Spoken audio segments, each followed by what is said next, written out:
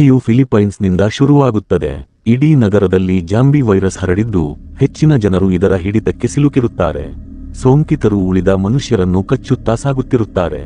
ಈ ಮಧ್ಯೆ ಫ್ರಾನ್ಸಿಸ್ ಮತ್ತು ಅವನ ಕುಟುಂಬ ಹೇಗೋ ಈ ವೈರಸ್ನಿಂದ ಬಚಾವಾಗಿರುತ್ತಾರೆ. ಫ್ರಾನ್ಸಿಸ್ ತನ್ನ ಪತ್ನಿ ಮತ್ತು 2 ಮಕ್ಕಳನ್ನು ಕರೆದುಕೊಂಡು ತನ್ನ ಹಳ್ಳಿಯ ಮನೆಗೆ ಹೋಗಲು ನಿರ್ಧರಿಸುತ್ತಾನೆ. ನಗರಗಳಲ್ಲಿ ಮಾತ್ರ ಈ ವೈರಸ್ ಇರಬಹುದು, ಹಳ್ಳಿಯಲ್ಲಿ ನಾವು ಸುರಕ್ಷಿತವಾಗಿರಬಹುದು ಎಂಬುದು ಅವನ ನಂಬಿಕೆ. ಈ ಹಳ್ಳಿಯಲ್ಲಿ ಅವನ ತಂದೆಯ ತಾಯಿ ವಾಸವಾಗಿರುತ್ತಾರೆ.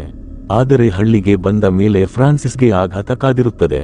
ಅವನ ತಂದೆ ತಾವೇ ಗುಂಡು ಹಾರಿಸಿಕೊಂಡು ಆತ್ಮಹತ್ಯೆ ಮಾಡಿಕೊಂಡಿರುತ್ತಾರೆ. ತಮಗೂ ಸೋಂಕು ತಗುಲಿದ್ದರಿಂದ ಜಾಂಬಿ ಆಗುವುದಕ್ಕಿಂತ ಸಾಯುವುದೇ ಮೇಲು ಎಂದು ಅವರು ಈ ನಿರ್ಧಾರ ತೆಗೆದುಕೊಂಡಿರುತ್ತಾರೆ. ತಂದೆಯ ಸಾವು ಫ್ರಾನ್ಸಿಸ್ಗೆ ತೀವ್ರ ದುಃಖ ತರುತ್ತದೆ. ಅಲ್ಲಿಂದ ಹೊರಬಂದಾಗ ಅವನಿಗೆ ಮತ್ತೊಂದು ಆಘಾತ ಎದುರಾಗುತ್ತದೆ. ಅವನ ತಾಯಿ ರಕ್ತಸಿಕ್ತವಾಗಿ ನಿಂತಿರುತ್ತಾಳೆ. ಅವಳು ಈಗಾಗಲೇ ಜಾಂಬಿಯಾಗಿ ಬದಲಾಗಿದ್ದು ಫ್ರಾನ್ಸಿಸ್ನನ್ನು ಕಚ್ಚಲು ಅವನತ್ತ ತೆವಳುತ್ತಾ ಬರುತ್ತಾಳೆ. ಬೇರೆ ದಾರಿಯಿಲ್ಲದೆ ಫ್ರಾನ್ಸಿಸ್ ಮನಸ್ಸನ್ನು ಗಟ್ಟಿ ಮಾಡಿಕೊಂಡು ತನ್ನ ತಾಯಿಯನ್ನು ಶೂಟ್ ಮಾಡುತ್ತಾನೆ. ನಂತರ ಅವರಿಬ್ಬರ ಶವಗಳನ್ನು ತೋಟದಲ್ಲಿ ಹೂತು ಹಾಕುತ್ತಾನೆ. ಫ್ರಾನ್ಸಿಸ್ ತನ್ನ ಕುಟುಂಬಕ್ಕೆ, ನಾವು ಇಲ್ಲೇ ಇರೋಣ, ಇಲ್ಲಿ ನಮಗೆ ಬೇಕಾದ ಆಹಾರ, ನೀರು ಎಲ್ಲವೂ ಸಿಗುತ್ತದೆ, ನಾವು ಇಲ್ಲಿ ಸೇಫ್ ಎಂದು ತಿಳಿಸುತ್ತಾನೆ. ಆದರೆ ಫ್ರಾನ್ಸಿಸ್ ಮತ್ತು ಅವನ ಪತ್ನಿ ಆರಿಸ್ ಮಧ್ಯೆ ಏನೋ ದೊಡ್ಡ ಜಗಳ ನಡೆದಿದ್ದು ಇಬ್ಬರೂ ಸರಿಯಾಗಿ ಮಾತನಾಡುತ್ತಿರುವುದಿಲ್ಲ. ನಂತರ ಅವರು ಮನೆಯ ಸ್ಟೋರ್ ರೂಮಿಗೆ ಹೋದಾಗ ಅಲ್ಲಿ ಕೆಲಸದವನು ನೇಣು ಹಾಕಿಕೊಂಡಿರುವುದು ಕಾಣಿಸುತ್ತದೆ. ಅಲ್ಲಿದ್ದ ಕೋಳಿಗಳನ್ನು ಬಿಡಿಸಲು ಫ್ರಾನ್ಸಿಸ್ ತನ್ನ ಹಿರಿಯ ಮಗನಿಗೆ ಹೇಳುತ್ತಾನೆ. ಮಗ ಹೆದರಿದಾಗ ಫ್ರಾನ್ಸಿಸ್ ಅವನಿಗೆ ಇದು ನಿನಗೆ ಒಂದು ತರಬೇತಿ ಎಂದು ಗದರಿಸುತ್ತಾನೆ. ಆ ಹೆದರಿಕೆಯಲ್ಲೇ ಮಗ ಕೆಲಸದವನ ಜೇಬಿನಿಂದ ಕೀ ತೆಗೆಯುವಾಗ ಹೆಣ ಅವನ ಮೈಮೇಲೆಯೇ ಬೀಳುತ್ತದೆ. ಮಗನಿಗೆ ರಕ್ತ ಅಂಟಿದ್ದನ್ನು ನೋಡಿ ಆರಿಸ್ ಕೋಪಗೊಂಡು, ಇವನು ಇನ್ನೂ ಚಿಕ್ಕವನು, ಇವನಿಗೆ ಯಾಕೆ ಇದೆಲ್ಲ ಕಲಿಸುತ್ತಿದ್ದೀಯಾ ಎಂದು ಫ್ರಾನ್ಸಿಸ್ನನ್ನು ಪ್ರಶ್ನಿಸುತ್ತಾಳೆ. ಆದರೆ ಫ್ರಾನ್ಸಿಸ್, ಇವನು ದೊಡ್ಡವನಾಗಿದ್ದಾನೆ, ಬದುಕಬೇಕಾದರೆ ಇದೆಲ್ಲ ಕಲಿಯಲೇಬೇಕು ಎನ್ನುತ್ತಾನೆ. ಫ್ರಾನ್ಸಿಸ್ ತನ್ನ ಹಿರಿಯ ಮಗನಿಗಿಂತ ಕಿರಿಯ ಮಗನನ್ನು ಹೆಚ್ಚು ಪ್ರೀತಿಸುವುದು ಇಲ್ಲಿ ಎದ್ದು ಕಾಣುತ್ತದೆ. ರಾತ್ರಿ ವೇಳೆ ಫ್ರಾನ್ಸಿಸ್ ಬೇಸ್ಮೆಂಟ್ಗೆ ಹೋದಾಗ ಹಳೆಯ ನೆನಪುಗಳು ಅವನನ್ನು ಕಾಡುತ್ತವೆ. ಅವನ ತಂದೆ ಚಿಕ್ಕ ವಿಷಯಕ್ಕೂ ಅವನನ್ನು ಹೊಡೆದು ಇಲ್ಲಿ ಕೂಡಿ ಹಾಕುತ್ತಿದ್ದರು. ಫ್ರಾನ್ಸಿಸ್ ಭಯಗೊಂಡಾಗ ಆರಿಸ್ ಅವನನ್ನು ಸಮಾಧಾನಪಡಿಸುತ್ತಾಳೆ. ಊಟದ ಸಮಯದಲ್ಲಿ ಹಿರಿಯ ಮಗ ತನ್ನ ಸ್ನೇಹಿತೆಯೊಬ್ಬಳು ಪಕ್ಕದ ಬೆಟ್ಟದ ಮೇಲಿರುವ ಕ್ಯಾಂಪ್ಗೆ ಹೋಗಿರುವ ಬಗ್ಗೆ ತಿಳಿಸಿ, ಅಲ್ಲಿ ನಾವು ಹೋಗೋಣ, ಅದು ಸುರಕ್ಷಿತ ಎಂದು ಹೇಳುತ್ತಾನೆ. ಆದರೆ ಫ್ರಾನ್ಸಿಸ್ ಅಲ್ಲಿ ಊಟ ಸಿಗುವುದಿಲ್ಲ ಎಂಬ ಕಾರಣ ನೀಡಿ ನಿರಾಕರಿಸುತ್ತಾನೆ. ಆದರೆ ರಾತ್ರಿ ಮಲಗಿದಾಗ ತಂದೆಯ ಬಗ್ಗೆ ಭಯಾನಕ ಕನಸುಗಳು ಬೀಳಲು ಶುರುವಾಗುತ್ತವೆ. ಇದರಿಂದ ಬೇಸತ್ತ ಫ್ರಾನ್ಸಿಸ್ ಹಳ್ಳಿಯಿಂದ ಆ ಕ್ಯಾಂಪ್ಗೆ ಹೋಗಲು ಒಪ್ಪಿಕೊಳ್ಳುತ್ತಾನೆ. ಮರುದಿನ ಅವರು ತಮ್ಮ ಹಳೆಯ ವ್ಯಾನ್ನಲ್ಲಿ ಹೊರಡುತ್ತಾರೆ.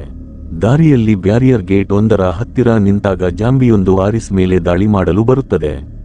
ಫ್ರಾನ್ಸಿಸ್ ಅದನ್ನು ಶೂಟ್ ಮಾಡುತ್ತಾನೆ. ಶಬ್ದ ಕೇಳಿ ತುಂಬಾ ಜಾಂಬಿಗಳು ಬಂದಾಗ ಅವರೆಲ್ಲ ವ್ಯಾನ್ ಒಳಗೆ ಅಡಗಿಕೊಳ್ಳುತ್ತಾರೆ. ಫ್ರಾನ್ಸಿಸ್ ಬಾಂಬ್ ಬಳಸಿ ಜಾಂಬಿಗಳನ್ನು ಸ್ಫೋಟಿಸುತ್ತಾನೆ. ಆದರೆ ವ್ಯಾನ್ ಕೆಟ್ಟು ಹೋಗಿದ್ದರಿಂದ ಅವರು ಮತ್ತೆ ಹಳ್ಳಿಯ ಮನೆಗೆ ಕಾಲ್ನಡಿಗೆಯಲ್ಲಿ ವಾಪಸ್ ಬರುತ್ತಾರೆ. ಮರುದಿನ ಬೆಳಿಗ್ಗೆ ಫ್ರಾನ್ಸಿಸ್ ಆ ಹಳೆಯ ವ್ಯಾನ್ ಅನ್ನು ರಿಪೇರಿ ಮಾಡುತ್ತಾನೆ. ಆದರೆ ಈ ವಿಷಯವನ್ನು ತನ್ನ ಮನೆಯವರಿಗೆ ತಿಳಿಸುವುದಿಲ್ಲ.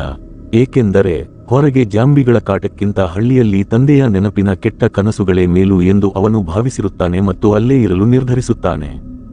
ಅವನು ಮನೆಯನ್ನೆಲ್ಲ ಸರಿಪಡಿಸುತ್ತಾನೆ. ಲೈಟ್ಸ್ಗಳನ್ನು ಹಾಕಿ ತನ್ನ ಫ್ಯಾಮಿಲಿ ಜೊತೆ ಡ್ಯಾನ್ಸ್ ಮಾಡುತ್ತಾನೆ. ಆಮೇಲೆ ಫ್ರಾನ್ಸಿಸ್ನ 2 ಗಂಡು ಮಕ್ಕಳು ಹಳೆಯ ಫೋಟೋಗಳನ್ನು ನೋಡುವಾಗ ಅವರಿಗೆ ತಮ್ಮ ಚಿಕ್ಕಪ್ಪನ ಫೋಟೋ ಕಾಣಿಸುತ್ತದೆ. ಆಗ ಫ್ರಾನ್ಸಿಸ್ನ ಚಿಕ್ಕ ಮಗ ತನ್ನ ಅಣ್ಣನಿಗೆ ಹೇಳುತ್ತಾನೆ, ಅಣ್ಣ, ನೀನು ಗಮನಿಸಿದ್ಯಾ? ನೀನು ನೋಡಲು ಅಪ್ಪನ ತರ ಇಲ್ಲ, ಚಿಕ್ಕಪ್ಪನ ತರ ಇದ್ದೀಯಾ? ಇದನ್ನು ಕೇಳಿ ಅಣ್ಣನಿಗೆ ಶಾಕ್ ಆಗುತ್ತದೆ, ಯಾಕೆಂದರೆ ಅವನಿಗೆ ಅಸಲಿ ವಿಷಯ ಅರ್ಥವಾಗುತ್ತದೆ. ತನ್ನ ತಂದೆ ಯಾವಾಗಲೂ ತನ್ನ ಮೇಲೆ ಯಾಕೆ ಸಿಟ್ಟಾಗುತ್ತಿದ್ದರು ಎಂಬುದು ಅವನಿಗೆ ಈಗ ತಿಳಿಯುತ್ತದೆ. ತನ್ನ ತಾಯಿ ಆರಿಸ್ ಮತ್ತು ಚಿಕ್ಕಪ್ಪನ ಸಂಬಂಧದ ಸಂಕೇತ ತಾನು ಎಂಬ ಸತ್ಯ ಅವನಿಗೆ ಅರಿವಾಗುತ್ತದೆ. ಫ್ರಾನ್ಸಿಸ್ ತನ್ನ ಹೆಂಡತಿಯನ್ನು ಕ್ಷಮಿಸಿ ಮಕ್ಕಳನ್ನು ಸಾಕಿರುತ್ತಾನೆ. ಆದರೆ ದೊಡ್ಡ ಮಗ ತನ್ನವನಲ್ಲ ಎಂಬ ನೋವು ಅವನನ್ನು ಆಗಾಗ ಕಾಡುತ್ತಿರುತ್ತದೆ. ಆದರೆ ಫ್ರಾನ್ಸಿಸ್ ಮನಸ್ಸಿನಲ್ಲಿ ಕೆಟ್ಟವನಲ್ಲ. ಆಮೇಲೆ ಅವನು ಪಶ್ಚಾತ್ತಾಪ ಪಡುತ್ತಾನೆ, ನಾನು ಯಾಕೆ ಹೀಗೆ ಮಾಡುತ್ತಿದ್ದೇನೆ? ಆ ಮಗುವಿಗೂ ತಂದೆಯ ಪ್ರೀತಿ ಬೇಕಲ್ಲವೇ? ಅವನ ಜವಾಬ್ದಾರಿ ನನ್ನ ಮೇಲಿದೆ ಎಂದು ಅಂದುಕೊಳ್ಳುತ್ತಾನೆ. ಒಮ್ಮೆ ಆರಿಸ್ ಹೊರಗೆ ಹೋದಾಗ ಅವಳಿಗೆ ಒಂದು ನಾಯಿ ಕಚ್ಚುತ್ತದೆ. ಅವಳು ಗಾಯಕ್ಕೆ ಪಟ್ಟಿ ಕಟ್ಟಿಕೊಳ್ಳುತ್ತಾಳೆ, ಆದರೆ ರೇಬೀಸ್ ಬರಬಹುದು ಎಂದು ಭಯಪಡುತ್ತಾಳೆ.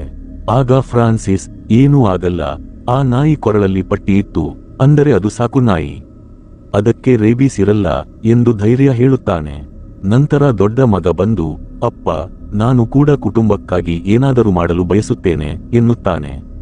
ಫ್ರಾನ್ಸಿಸ್ ಅವನಿಗೆ ಒಂದು ಗನ್ ನೀಡಿ, ನಿನ್ನ ಕುಟುಂಬವನ್ನು ಉಳಿಸಲು ಯಾರನ್ನಾದರೂ ಕೊಲ್ಲಲು ನಿನಗೆ ಧೈರ್ಯ ಇದೆಯೇ ಎಂದು ಕೇಳುತ್ತಾನೆ. ಮಗ ಒಪ್ಪಿದಾಗ ಫ್ರಾನ್ಸಿಸ್ ಅವನನ್ನು ಹೆದರಿಸಿ ಶೂಟ್ ಮಾಡಲು ಹೇಳುತ್ತಾನೆ. ಆಗ ಅಲ್ಲಿಗೆ ಬಂದ ಆರಿಸ್ ಫ್ರಾನ್ಸಿಸ್ನನ್ನು ತಡೆಯುತ್ತಾಳೆ. ಅಮ್ಮನ ಮಾತು ಕೇಳಿ ಮಗ ಗಾಬರಿಯಲ್ಲಿ ಗುಂಡು ಹಾರಿಸುತ್ತಾನೆ. ಆ ಶಬ್ದ ಕೇಳಿ ಜೋಂಬಿಗಳು ಬರತೊಡಗುತ್ತವೆ. ಎಲ್ಲರೂ ಪ್ರಾಣ ಉಳಿಸಿಕೊಳ್ಳಲು ಮನೆ ಒಳಗೆ ಓಡುತ್ತಾರೆ. ಅಷ್ಟರಲ್ಲಿ ಒಂದು ದೊಡ್ಡ ಗಾಡಿ ಬಂದು ಹರ್ನ್ ಮಾಡುವ ಮೂಲಕ ಜೋಂಬಿಗಳ ಗಮನ ಬೇರೆಡೆ ಸೆಳೆದು ಅವರ ಪ್ರಾಣ ಉಳಿಸುತ್ತದೆ. ಆ ಗಾಡಿ ಫ್ರಾನ್ಸಿಸ್ನ ತಮ್ಮನದ್ದೇ ಎಂದು ಅವನಿಗೆ ತಿಳಿಯುತ್ತದೆ. ಮರುದಿನ ಫ್ರಾನ್ಸಿಸ್ ಸಿಟ್ಟಿನಿಂದ ತನ್ನ ತಮ್ಮನನ್ನು ಭೇಟಿಯಾಗುತ್ತಾನೆ. ತಮ್ಮ ಒಂದು ಮ್ಯಾಪ್ ನಕ್ಷೆ ನೀಡಿ, ಬೆಟ್ಟದ ಹತ್ತಿರ ಒಂದು ಕ್ಯಾಂಪ್ ಇದೆ, ಅಲ್ಲಿ ಹೋದರೆ ಪ್ರಾಣ ಉಳಿಯಬಹುದು ಎಂದು ಹೇಳುತ್ತಾನೆ. ಫ್ರಾನ್ಸಿಸ್ ಮೊದಲು ಆ ನಕ್ಷೆಯನ್ನು ಸುಡಲು ಹೋಗಿ ಆಮೇಲೆ ಉಪಯುಕ್ತವಾಗಬಹುದು ಎಂದು ಇಟ್ಟುಕೊಳ್ಳುತ್ತಾನೆ. ಮನೆಗೆ ಬಂದ ಫ್ರಾನ್ಸಿಸ್ ಕಿಟಕಿಗಳನ್ನೆಲ್ಲ ಮರದಿಂದ ಬಂದ್ ಮಾಡುತ್ತಾನೆ. ಅಷ್ಟರಲ್ಲಿ ಚಿಕ್ಕ ಮಗ ಬೇಸ್ಮೆಂಟ್ನಲ್ಲಿ ಒಬ್ಬ ಮುದಿ ಜೋಂಬಿಯನ್ನು ನೋಡಿ ಹೆದರುತ್ತಾನೆ. ಆರಿಸ್ ಅವನನ್ನು ಸಮಾಧಾನಪಡಿಸುತ್ತಾಳೆ. ಆದರೆ ಫ್ರಾನ್ಸಿಸ್ ಅಲ್ಲಿಗೆ ಬಂದು ಆ ಜೋಂಬಿಯ ತಲೆಯನ್ನು ಕತ್ತರಿಸಿ ಹಾಕುತ್ತಾನೆ. ರಾತ್ರಿ ಊಟದ ಸಮಯದಲ್ಲಿ ದೊಡ್ಡ ಮಗ ಅಮ್ಮನಿಗೆ ಮ್ಯಾಪ್ ವಿಷಯ ತಿಳಿಸುತ್ತಾನೆ.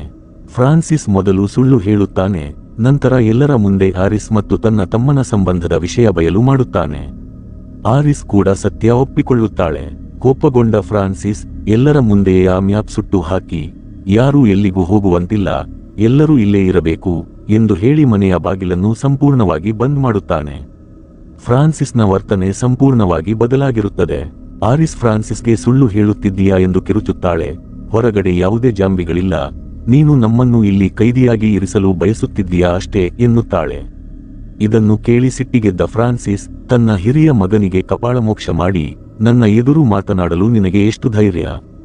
ನೀನು ನನ್ನ ಸ್ವಂತ ರಕ್ತವಲ್ಲ, ಹಾಗಾಗಿ ನೀನು ಮಧ್ಯ ಪ್ರವೇಶಿಸಬೇಡ ಎಂದು ಗದರಿಸುತ್ತಾನೆ. ಅಷ್ಟರಲ್ಲಿ ಗಾಯಗೊಂಡ ಒಬ್ಬ ಸೈನಿಕ ಬಾಗಿಲು ತಟ್ಟುತ್ತಾನೆ.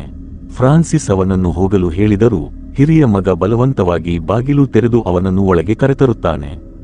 ಆ ಸೈನಿಕನು ಬೆಟ್ಟದ ಮೇಲಿದ್ದ ತನ್ನ ಕ್ಯಾಂಪ್ ಮೇಲೆ ಜಾಂಬಿಗಳು ದಾಳಿ ಮಾಡಿ ಎಲ್ಲವನ್ನೂ ನಾಶಪಡಿಸಿದವು ಎಂದು ಹೇಳುತ್ತಾನೆ. ಅಷ್ಟೇ ಅಲ್ಲದೆ ಫ್ರಾನ್ಸಿಸ್ನ ಸಹೋದರನೇ ಜಾಂಬಿಗಳಿಂದ ಸುತ್ತುವರಿಯಲ್ಪಟ್ಟಿದ್ದರೂ ತನ್ನನ್ನು ಉಳಿಸಿ ಈ ವಿಳಾಸ ನೀಡಿದ್ದಾಗಿ ತಿಳಿಸುತ್ತಾನೆ. ಇದನ್ನು ಕೇಳಿ ಆರಿಸ್ ದುಃಖಿತಳಾಗುತ್ತಾಳೆ. ಆದರೆ ಸೈನಿಕನಿಗೆ ಮನೆಯ ಬೇಸ್ಮೆಂಟ್ನಲ್ಲಿ ಇರಲು ಅನುಮತಿ ನೀಡುತ್ತಾರೆ. ರಾತ್ರಿ ಹಿರಿಯ ಮಗ ತನ್ನ ತಾಯಿಯ ಬಳಿ ಹೋಗಿ ಅಳುತ್ತಾ, ಅಮ್ಮ, ನಾನು ಫ್ರಾನ್ಸಿಸ್ ಅವರ ಮಗನಲ್ಲ ಎಂಬುದು ನನಗೆ ಗೊತ್ತು, ಅದಕ್ಕೆ ಅವರು ನನ್ನನ್ನು ಪ್ರೀತಿಸುವುದಿಲ್ಲ. ಆದರೆ ನಾನು ಎಲ್ಲರನ್ನೂ ನನ್ನ ಕುಟುಂಬ ಎಂದು ಭಾವಿಸುತ್ತೇನೆ. ನಾನು ಹೊರಗಡೆ ಹೋಗಿ ಎಲ್ಲರಿಗೂ ಸುರಕ್ಷಿತ ಜಾಗ ಹುಡುಕುತ್ತೇನೆ ಎನ್ನುತ್ತಾನೆ.